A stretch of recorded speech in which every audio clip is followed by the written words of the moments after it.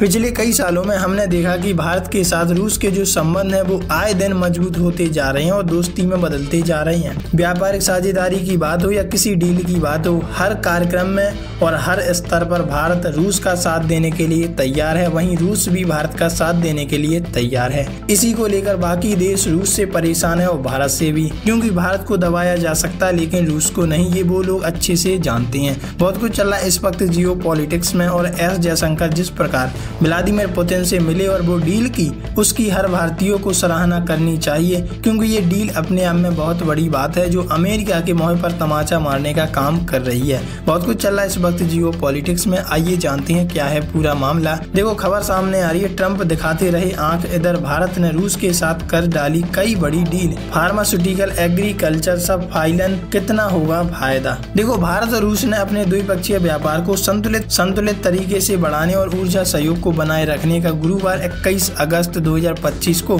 संकल्प लिया और विदेश मंत्री एस जयशंकर गैर शुल्क मतलब टैरिफ नियामक अड़चनों को तेजी से दूर करने की आवश्यकता को रेखांकित किया। दोनों देशों की तरफ से रूस को भारतीय निर्यात बढ़ाने सहित द्विपक्षीय व्यापार को बढ़ाने का यह संकल्प व्यापार और टैरिफ पर अमेरिकी राष्ट्रपति डोनाल्ड ट्रंप की नीतियों को लेकर भारत अमेरिका संबंधों में बड़ी दूरी के बीच लिया गया है। ऐसे में ट्रंप अच्छे से जान सकते हैं कि जिस तरह ट्रंप भारत पर टैरिफ लगा रहे हैं उसी तरह रूस के साथ भारत की दोस्ती भी मजबूत हो रही है।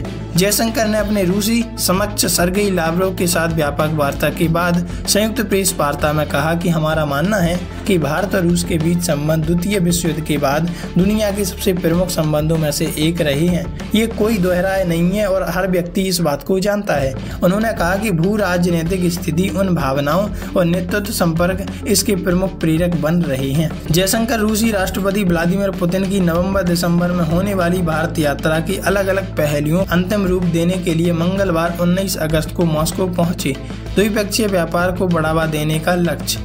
लावरोव के साथ बातचीत में जयशंकर ने कहा कि आज हमारी बैठक के लिए वैश्विक संदर्भ, उभरती भू राजनीतिक स्थिति, बदलते आर्थिक व्यापार परिदृश्य और हमारा साझा लक्ष्य हमारी पूरकता को अधिकतम करना है और दोनों देशों की मजबूत दोस्ती को और आगे बढ़ाना है। जयशंकर और लावरोव ने आतंकवाद से निपटने के तरीकों पर भी विचार विमर्श किया। जयशंकर ने कहा कि आतंकवाद के मुद्दे पर हमने आतंकवाद के सभी रूपों और अभिव्यक्तियों के खिलाफ संयुक्त रूप से लड़ने का संकल्प लिया।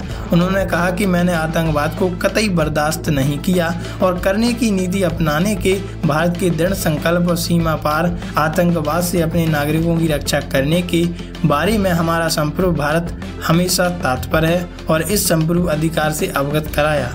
जयशंकर की टिप्पणियों से ऐसा प्रतीत होता भी है कि उनकी बातचीत का मुख्य केंद्र द्विपक्षीय व्यापार को बढ़ावा देना है।